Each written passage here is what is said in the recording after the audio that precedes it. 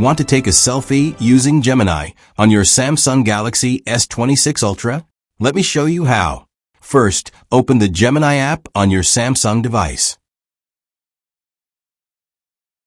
Make sure Utilities is enabled in Gemini. If you're not sure, tap your profile picture in the top right corner. Then go to Connected Apps.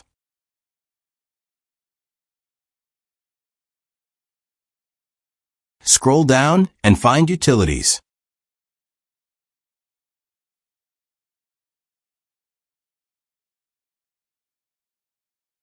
You'll see a switch next to it. If the switch is gray, tap it to enable. The switch will turn blue. This means Utilities is now enabled. Now, go back to the main screen. Tap the message box. Type a simple command like, "Take a selfie." Then tap Send. Gemini will open the camera and take a selfie for you. This makes it easy to take photos hands-free.